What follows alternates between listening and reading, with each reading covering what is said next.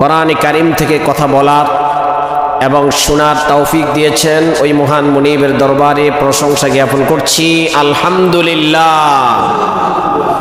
দরুদ ও সালাম পাঠ করছি বিশ্ব মানবতার মুক্তির দিশারি, বিশ্ব মানবতার মুক্তির পথ প্রদর্শক সৈয়দুস সাকলাইন জনাব মুহাম্মদুর রাসূলুল্লাহ সাল্লাল্লাহু আলাইহি ওয়াসাল্লামের উপর। সম্মানিত দিন প্রিয় ইসলাম প্রিয় তাওহীদি ভাইরা, আল্লাহ রাব্বুল আলামিনের মানুষের উপরে যতগুলো নিয়ামত দান করেছেন তার মধ্য থেকে অন্যতম একটি নিয়ামত হলো, মানুষের জন্য শ্রেষ্ঠ নিয়ামত হলো ঈমান। শ্রেষ্ঠ নিয়ামত কি? আবার বলেন, কি নিয়ামত? ঈমান। যেই ব্যক্তি ঈমান এনেছে এক মহান স্রষ্টার প্রতি, ওই ব্যক্তির উপরে আল্লাহ রাব্বুল আলামিন ধারাবাহিক কিছু শরিয়াকে ফরজ করে দিয়েছেন। যেই ফরজগুলো মানুষ আদায় করতে গেলে পূর্ব থেকে প্রস্তুতি গ্রহণ করতেই হয়। যেমন আপনি এখন সালাতুল জুমা আদায় করতে এসেছেন, সালাতুল জুমা আদায়ের পূর্বে আপনি নামাজের পূর্ব প্রস্তুতি হচ্ছে ওযু করা, আপনার পরিষ্কার পরিচ্ছন্নতা করা। এটা হচ্ছে আপনার পূর্ব প্রস্তুতি। আপনি পূর্ব প্রস্তুতি সেরেছেন, মসজিদে এসেছেন নামাজের জন্য, তাই না ভাই? ঠিক তেমনিভাবে আল্লাহ রাব্বুল আলামিন মানুষের জন্য যা কিছু ফরজ করেছেন তার মধ্যে ইসলামের মধ্যে স্তম্ভ হচ্ছে 5টি, বা ইসলামের বুনিয়াদ হচ্ছে 5টি। এক নম্বর হচ্ছে ঈমান, যেটি পৃথিবীর বুকের সর্বশ্রেষ্ঠ নিয়ামত, মানুষের জন্য সর্বশ্রেষ্ঠ সম্পদ। যেই ব্যক্তির ঈমান নাই সেই ব্যক্তির কোনো আমল নাই। সেই ব্যক্তি যতই আমল করবে সে আমল কোনো গ্রহণযোগ্যতা হবে, এই আমল গ্রহণ করবেন না কে? আল্লাহ তাআলা। এই জন্য আমাদেরকে ঈমান এমন একটি দৌলত, এমন একটি সম্পদ, যেই ব্যক্তি ঈমান নিয়ে পৃথিবীতে বেঁচে থাকবে এবং ঈমান নিয়ে পৃথিবী থেকে গমন করবে, আল্লাহ রাব্বুল আলামিন ওই ব্যক্তির জন্য সর্বোচ্চ নিয়ামত জান্নাতের মাকাম রেখেছেন। সুবহানাল্লাহ বলবেন না? এই জন্য আসুন আমরা আজকে সেই নিয়ামত নিয়ে আলোচনা করব কিছু সময় ইনশাআল্লাহ তাআলা। আলোচনার পূর্বে আমি আমার বর্তমান সময় হচ্ছে এমন একটি মাস, যেই মাসটি সম্পর্কে বিশ্বনবী মুহাম্মদ রাসূলুল্লাহ সাল্লাল্লাহু আলাইহি ওয়াসাল্লাম বলেছেন, যখনই এই মাসটি তোমাদের মধ্যে আসবে তখনই তোমরা আমি আল্লাহ রাব্বুল আলামিনের দরবারে তোমরা এই দোয়া করতে থাকো।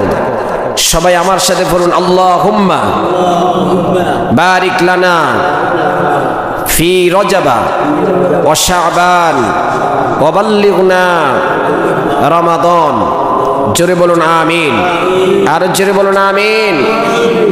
এই নিয়ামত আল্লাহ রাব্বুল আলামিনের দরবারে দোয়া করা যে, হে আমাদের রব, আমাদেরকে রজব মাসে এসে তুমি হায়াত দান করেছ, এখান থেকে শুরু করে আমাদেরকে তুমি সর্বশ্রেষ্ঠ নেক হায়াত দাও রজব শেষে রমজান পর্যন্ত। কোন পর্যন্ত? এটা বিশ্বনবী মুহাম্মদ রাসূলুল্লাহ সাল্লাল্লাহু আলাইহি সাল্লাম দোয়া করেছেন। তো ভাই, বিশ্বনবীর দোয়া শিখিয়েছেন উম্মতের জন্য। এটা তো সেই ব্যক্তির জন্য যেই ব্যক্তির ভিতরে ঈমান আছে। যেই ব্যক্তির ভিতরে কি আছে? ঈমান আছে। এখন আমরা আসলে ঈমান এর শব্দ, এর অর্থ, এই বিষয়টা আমরা অনেকেই জানি না। না জানার কারণে আমরা নিজেদেরকে ঈমান না থাকা সত্ত্বেও অথবা ঈমান দুর্বল হওয়া সত্ত্বেও নিজেদেরকে পাক্কা ঈমানদার মনে করি, ঠিক কি না? নিজেদেরকে পাক্কা ঈমানদার মনে করি। এই জন্য আসুন আমরা আজকে একটি হাদিসের ব্যাখ্যা বিশ্লেষণ নিয়ে আলোচনা করব। এই হাদিসটি হচ্ছে মুসলিম শরীফের 34 নম্বর হাদিস, তিরমিজি শরীফের 2623 নম্বর হাদিস, আহমদ 1778 নম্বর হাদিস। আল্লাহর নবীর প্রিয় সাহাবী, জলিল কাদার একজন সাহাবী, বিশ্বনবীর ওয়ান ইবনুল আব্বাস ইবনে আব্দুল মুত্তালিব قال قال رسول الله صلى الله عليه وسلم আব্বাস ইবনে আব্দুল মুত্তালিব থেকে বর্ণিত, তিনি বলেন বিশ্বনবী বলেছেন, যাকাত আমাল ঈমান, ঈমানের স্বাদ অথবা ঈমানের আস্বাদন ওই ব্যক্তি গ্রহণ করবে যেই ব্যক্তি এক মহান স্রষ্টার প্রতি ঈমান এনেছে এবং ঈমান থেকে দুনিয়ার মোহে পড়ে এক বিন্দুও পিছপা হয় নাই। সেই ব্যক্তিকে কিয়ামতের দিন আল্লাহ রাব্বুল আলামিন কবরের জগতে তিনটি প্রশ্ন করা হবে। মার রাদিয়া বিল্লাহ, তোমার রবকে, ওয়া বিল ইসলাম, এবং তোমার দ্বীনকে, ওয়া বি মুহাম্মাদিন সাল্লাল্লাহু আলাইহি ওয়াসাল্লাম, এই নবীকে তোমরা কি চেনো কিনা বা এই নবী তোমার আদর্শ ছিল কিনা। তিনটি প্রশ্ন করা হবে সেদিন। এই জন্য বন্ধুগণ আমার, প্রথমে আমরা রবকে চিনব। রব অর্থ কি? রবের শব্দের অর্থ এটা আমাদের জানা দরকার আছে না নাই? আবার বলেন, জানা দরকার আছে না নাই? রব মানে আমরা বুঝি সাধারণত আল্লাহ।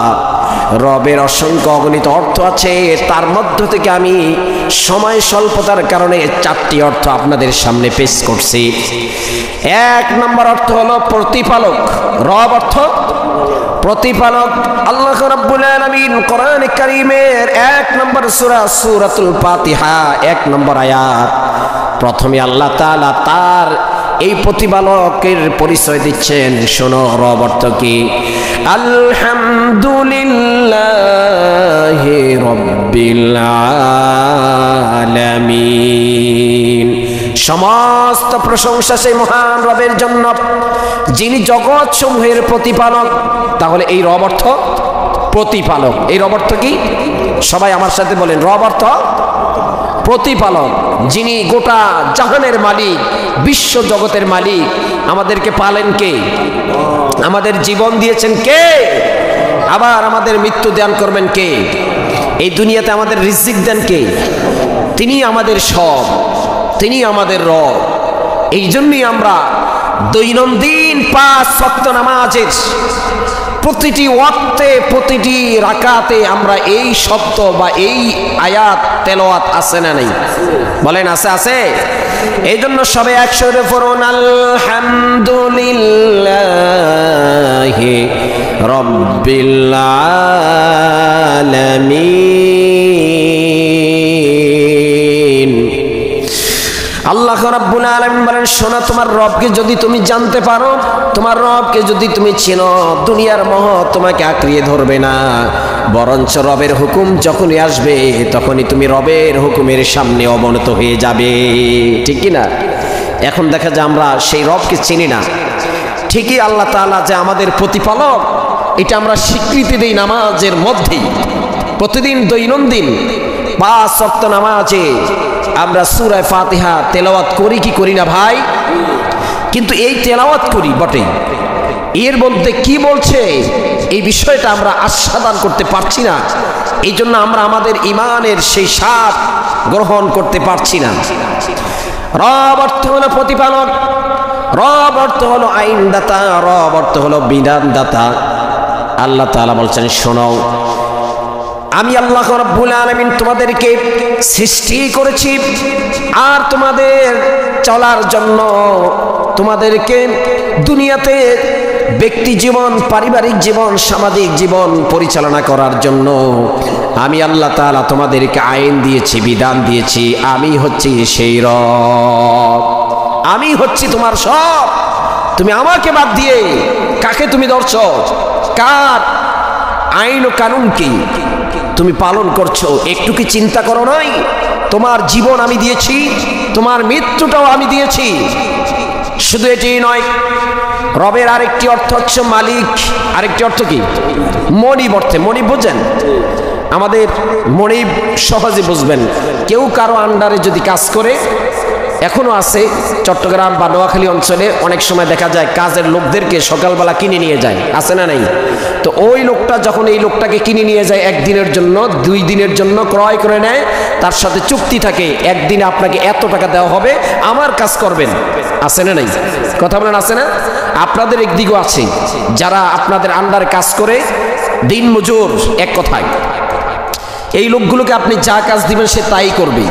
এখন বলেন তো দেখি, এই লোকগুলো যদি আপনি তাকে আপনার দায়িত্বে নিয়ে গিয়েছেন আপনার কাজ করবে, সে যদি আপনার কাজ না করে অন্য কোনো বাড়ির পাশের প্রতিবেশী আরেক লোকের কাজ করে সন্ধ্যাবেলায় এসে আপনার কাছে বলবে, ভাই আপনি তো আমাকে নিয়ে এসেছেন, আপনি তো আমার মনিব বা আপনি তো আমার মালিক, আপনি আমাকে আজকে সারা দিনের মজুরি দেন, আপনি কি দিবেন? এই কথা বলেন, দিবেন? তো এদিকে তো আপনি নামাজের মধ্যে আল্লাহ রাব্বুল আলামিনকে স্বীকার করেছেন, আলহামদুলিল্লাহি রাব্বিল আলামিন, কিন্তু সমাজে গিয়ে সেই মহান রবের দায়িত্ব আপনি পালন করেন নাই। সামান্য করে মাথা খাটিয়ে বুঝুন, দুনিয়ার জীবনে যদি আপনি যাকে দাস হিসাবে কিনে নিয়েছেন, গোলাম হিসাবে কিনে নিয়েছেন, এই লোকটি আপনার কাজ করে নাই, আপনার দায়িত্বে নিয়েছেন বটে, আরেকজনের কাজ করেছে, সন্ধ্যাবেলায় আপনার কাছে এসে প্রতিদান চায়, আপনি তাকে প্রতিদান দেন নাই। দিয়েছেন? কথা বলেন, দিয়েছেন? তাহলে যেই লোকটি সারা জীবন আল্লাহ রাব্বুল আলামিনের বিধানকে বাদ দিয়ে আল্লাহ রাব্বুল আলামিনকে মালিক হিসাবে স্বীকার করে নাই, মৌখিকভাবে স্বীকার করেছে, নামাজের মধ্যে শাব্দিকভাবে স্বীকার করেছে আলহামদুলিল্লাহি রাব্বিল আলামিন, কিন্তু সমাজে গিয়ে ওই আল্লাহকে স্বীকার করে নাই, সে আল্লাহর কাছে কিয়ামতের দিন জান্নাত কি পাওয়ার আশা আছে না জাহান্নাম? বলেন, জান্নাত না জাহান্নাম?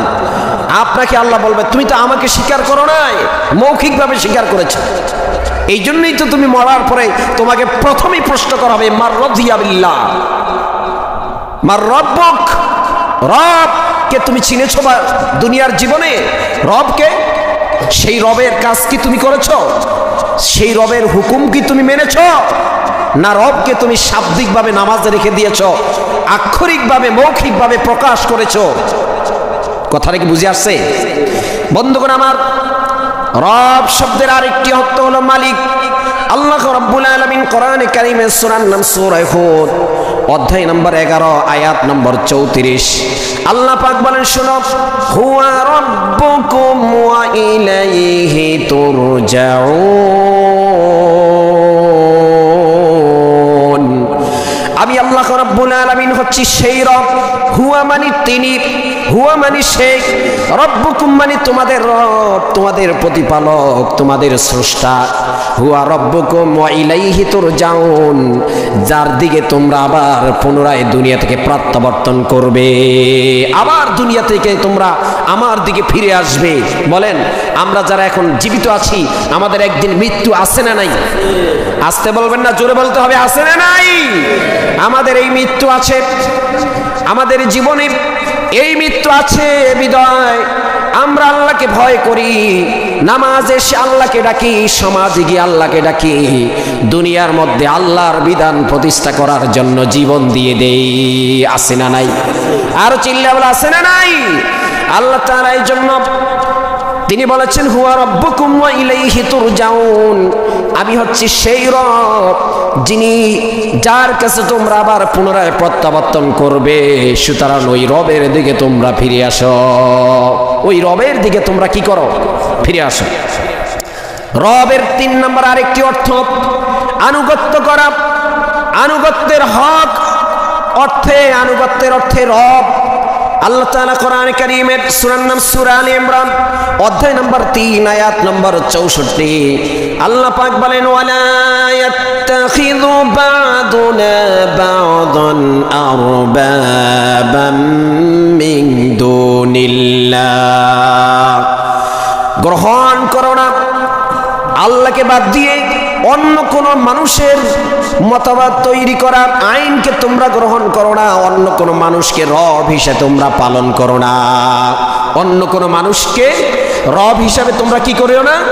পালন করিও না। সূরার নাম সূরা আলে ইমরান, অধ্যায় নম্বর 3, আয়াত নম্বর 64, আল্লাহ তাআলা বলছেন, ওয়ালা ইয়াত্তাখিযা বা'দুনা বা'দান আরবাবাম মিন দুনিল্লাহ, যদি অনুগত্য করতে হয়, যদি কারো আইন মানতে হয়, যদি কারো বিধান মানতে হয়, যদি তুমি ইমানদার হয়ে থাকো, যদি তুমি ইমানের স্বাদ আস্বাদন করতে চাও, ইমানের হক আদায় করতে চাও, তাহলে জেনে রাখো আমি আল্লাহ রাব্বুল আলামিন বলছি, এই দুনিয়ার মধ্যে আমি হচ্ছি তোমার স্রষ্টা, আমি হচ্ছি তোমার প্রতিপালক। সুতরাং আমি আল্লাহ রাব্বুল আলামিন ছাড়া অন্য কারো কোনো আইন তুমি মানবে না।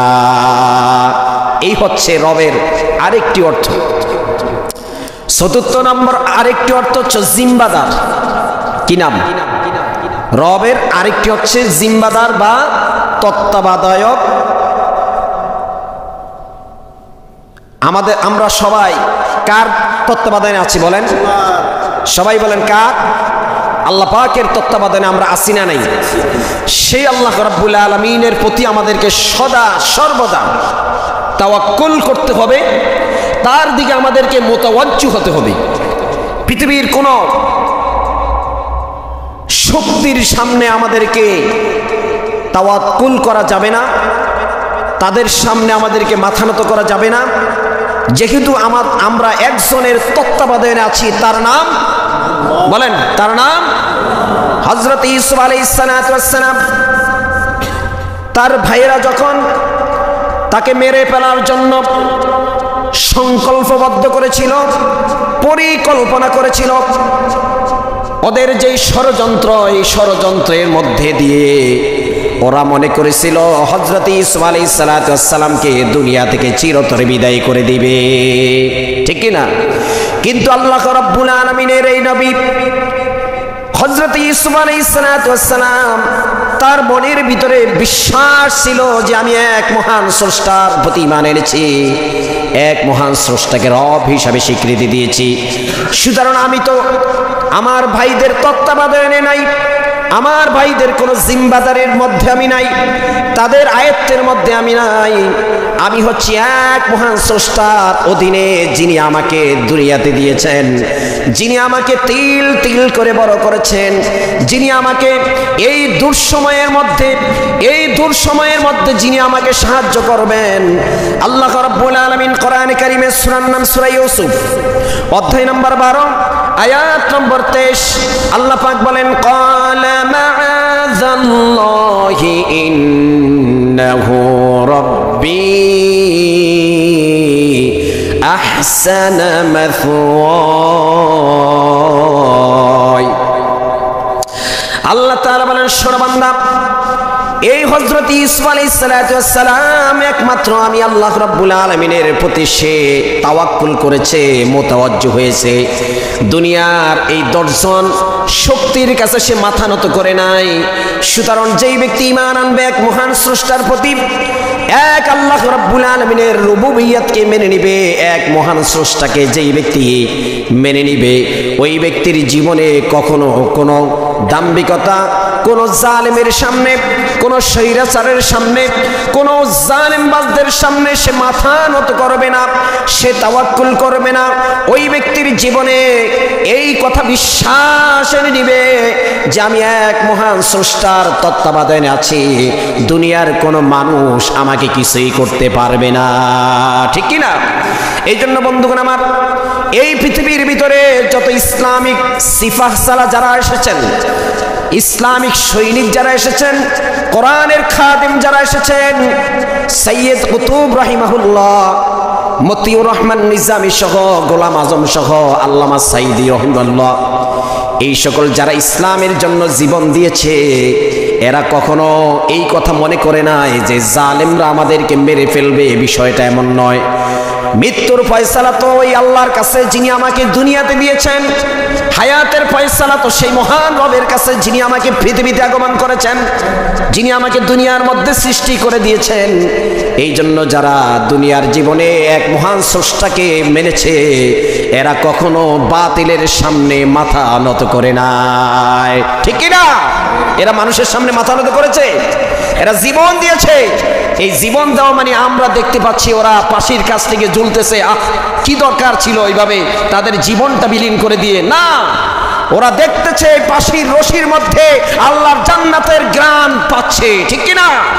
এই জন্য ভাইয়েরা আমার, এই জন্য বন্ধুগণ আমার, আল্লাহ রাব্বুল আলামিন বলছেন তুমি ঈমান আনো, এমন ঈমান আনো যে ঈমানের মধ্যে স্বাদ আছে, আস্বাদন আছে। এই ঈমান যারা গ্রহণ করবে ওরা এক মহান স্রষ্টাকে ছাড়া অন্য কোনো মানুষকে তারা ভয় করে না। করে এই জন্য আল্লাহ রাব্বুল আলামিন বলছেন মার রব্বুক। কিয়ামতের দিন দুনিয়া থেকে বিদায় নেওয়ার পরে প্রথম কবরের মধ্যে গিয়ে তোমাকে যেই প্রশ্ন করা হবে মার রব্বুক, তোমার রবকে, ওই মুহূর্তে তুমি যদি বলো রব্বি আল্লাহ, যদি তুমি সঠিকভাবে দুনিয়ার মধ্যে এক আল্লাহর জীবন পরিচালনা করে থাকো, আল্লাহর হুকুমকে যদি মেনে থাকো, আল্লাহর আইন ও বিধানকে যদি তোমার জীবনের প্রতিটি অনু রন্ধ্রে রন্ধ্রে যদি প্রবেশ করিয়ে থাকো, অবশ্যই এই প্রশ্নের জবাবটা সঠিক হবে কি হবে না? বলেন, সঠিক হবে কি হবে না? সঠিক হবে। তারপরে দ্বিতীয় প্রশ্ন করা হবে ওয়াবিল ইসলাম দীনা, তোমার দিন কি? এই দিনের অনেকগুলো অর্থ আছে, সময় সংকীর্ণতা আমি সংক্ষেপে বলছি। জীবন বিধান অর্থে দিন, জীবন অর্থে দিন। দিন শব্দের অর্থ হলো, আমরা তো বুঝি যে আমাদের ধর্ম ইসলাম ধর্ম, এটাকে দিন বলা হয়, কি বলেন? এরকমই তো আমরা কিছু বুঝি, কিন্তু এটার অনেকগুলো অর্থ আছে। যে অর্থগুলো হলো, এক নম্বর হলো দিন। দিন অর্থ হলো জীবন বিধান। আপনার জীবনে যেই বিধানকে মানবেন, যেই বিধানের অনুসরণ করবেন, ওই বিধানের নাম হলো দিন। ওই বিধানের নাম কি? আল্লাহ রাব্বুল আলামিন কোরআনে কারীমে সূরার নাম সূরা আলে ইমরান অধ্যায় নম্বর 3 আয়াত নম্বর 83 আল্লাহ পাক বলেন আফা গায়রা দীনিল্লাহি ইয়াবগুনা ওয়া লাহু আসলামা মান ফিস সামাওয়াতি ওয়াল আরদি তাওআন ওয়া কারহান ওয়া ইলাইহি ইউরজাউন। আল্লাহ তাআলা বলেন, শোনো বান্দা, আফা গায়রা দীনিল্লাহ, আমার দিনকে বাদ দিয়ে, ইয়াবগুনা, যেই ব্যক্তি তালাশ করে, অন্বেষণ করে, খোঁজ করে অন্য কোনো পথ, অন্য কোনো দিন, অন্য কোনো ধর্ম, অন্য কোনো মানুষের বিধান যেই ব্যক্তি খোঁজ করবে, যেই ব্যক্তি পালন করবে, তাহলে শুনে রাখো, ওয়ালাহু আসলামা মান ফিস সামাওয়াতি ওয়াল আরদি তাওআন ওয়া কারহা।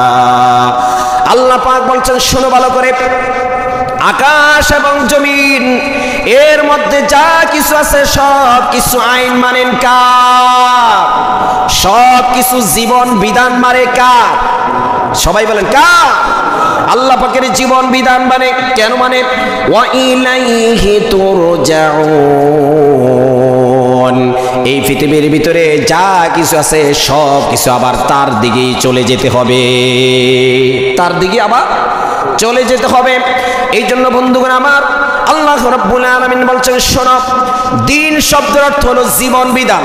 সুতরাং আল্লাহর এই দিনকে বাদ দিয়ে, ইসলামের আইন ও কানুনকে বাদ দিয়ে তোমার ব্যক্তি জীবন যদি চালাও, তোমার পারিবারিক জীবন যদি চালাও, ব্যবসা প্রতিষ্ঠান যদি চালাও, সামাজিক জীবন যদি চালাও, এই ইবাদত আল্লাহ রাব্বুল আলামিনের দরবারে কবুল হবে না, কবুল হবে না। হবে আল্লাহ পাক কোরআনে কারীমের সূরার নাম সূরাতুল আনআম, আল্লাহ রাব্বুল আলামিন বলেন, ওয়া কাদিমনা ইলা মা আমিলু মিন আমালিন ফাজআলনাহু হাবাআম মানসুরা।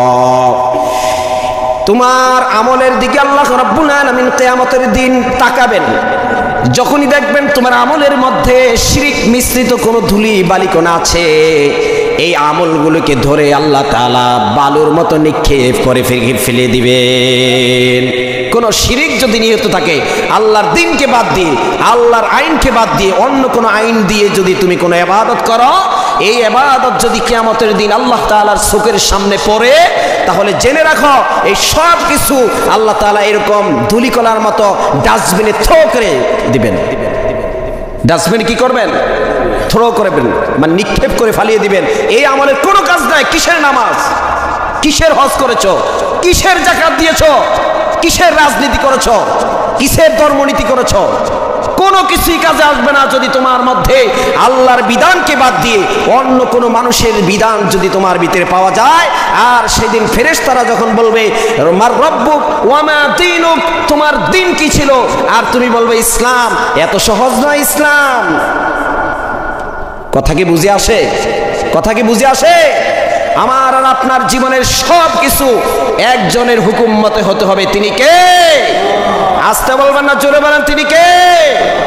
আবার দিন শব্দের অর্থ হলো আনুগত্য। দিন শব্দের অর্থ কি? আনুগত্য করা, আত্মসমর্পণ করা। কোরআনে কারীমের সূরার নাম সূরাতুজ জুমার, অধ্যায় নম্বর 39, আয়াত নম্বর 3, 23 নম্বর পারার 16 নম্বর 17 নম্বর পৃষ্ঠার মাঝখান থেকে এই সূরাটি শুরু হয়েছে। আল্লাহ পাক বলেন, শোনো, আলা লিল্লাহিদ দীনুল খালিস। তোমার জীবনে তুমি যত ইবাদত করবে, যত আমল করবে, এই সব কিছু একনিষ্ঠভাবে হতে হবে, একনিষ্ঠভাবে আল্লাহর ইবাদত করতে হবে। আনুগত্য ভিত্তিক আত্মসমর্পণ করবে এক মহান স্রষ্টার উপরে, তাহলেই তোমার জীবন সফলতা দান করে দিবেন কে? কে? আল্লাহ তাআলা তোমার জীবনকে সফলতা দান করবেন। এর বাইরে যদি তুমি যাও তাহলে জেনে রাখো অবশ্যই তোমার এই আমল কোনো কাজে আসবে। আরেকটা হচ্ছে দিন, অর্থ হচ্ছে মার রব্বুক ওয়া মা দীনুক। এই দিন শব্দের অর্থ হচ্ছে হুকুমত। হুকুমত মানে বিচার, হাকিমিয়ত, বিচার বিভাগ। দিন শব্দের অর্থ হলো বিচার বিভাগ। আল্লাহ রাব্বুল আলামিন কোরআন কারীমের সূরার নাম সূরা ইউসুফ, অধ্যায় নম্বর 12, আয়াত নম্বর 40, আল্লাহ পাক বলছেন, ইনিল হুকুমু ইল্লা লিল্লাহ আমারা আল্লা তা'বুদু ইল্লা ইয়া যালিকাদ দীনুল কাইয়্যিম। হুকুম দেওয়ার অধিকার আছে কার? বলেন কার? আল্লাহ তাআলার হুকুম দেওয়ার অধিকার। আল্লাহ তাআলা বিচার বিভাগের মধ্যে হুকুম যা দিবেন সেই অনুযায়ী তুমি বিচার করবে, এর বাইরে যাওয়ার কোনো সুযোগ। তা আপনি দুনিয়ার জীবনে নামাজ এসে আল্লাহকে রব মেনেছেন, আলহামদুলিল্লাহি রাব্বিল আলামিন বলেছেন। বিচার জীবনে গিয়ে, হুকুম আদালতে গিয়ে আল্লাহর হুকুম মানেন নাই, আর দ্বিতীয় নম্বর প্রশ্নেই তো আপনি সেখানে গিয়ে আটকিয়ে যাবেন। ওয়ামা মার রব্বুকা ওয়ামা দীনুক, তোমার দিন কি ছিল? আল্লাহ বলবে আমার এই দিন মানি হলো হুকুমাত, আমার এই দিন মানি হলো তোমার জীবনের ইনসাফ নাই, আদালত। সুতরাং তুমি তো সেখানে ছিলে না, ওখানে গিয়ে তুমি মানুষের হুকুম পালন করেছ, ঠিক কি না? তো সুতরাং এই দিন, এই দিনের অর্থ আমরা বুঝি না। মার রব্বুক, রবের অর্থ আমরা বুঝি না। ওমা দীনুক, এই দিনের অর্থ বুঝি না। আরেকটি দিন হলো প্রতিফল দিবস। আরেকটা দিনের অর্থ কি? প্রতিফল দিবস। 5 নম্বর, শেষ করে দিচ্ছি, সময় শেষ। মালিকি ইয়াউমিদ্দিন, আমরা সবাই সূরা ফাতিহার মধ্যে পড়ি আল্লাহ বিচার ফল প্রতিফল। বিচার দিনের মালিক তুমি। বিচার দিনের মালিক কে? আল্লাহকে বিশ্বাস করেছি এই দুনিয়াতেই বিচার শেষ নয়, আরেকটি বিচার হবে সেই দিনের বা প্রতিফল দিবসের মালিক আল্লাহ তুমি, ঠিক কি না? সুতরাং সে আল্লাহর কথা যদি আমরা না মানি, সেই দিন যদি আমরা না মানি, দুনিয়ার সাময়িক দিন স্বাভাবিকভাবে আমরা যদি অর্থ নিয়ে গ্রহণ করি, যতক্ষণ পর্যন্ত আমরা দিন অর্থ না বুঝবো, আমল না করব, আল্লাহর বিধান না মানবো, ততক্ষণ পর্যন্ত আমাদের বাঁচার কোনো উপায় আছে? আছে? নাই। আল্লাহ তাআলা আমাদের সকলকে আজকের এই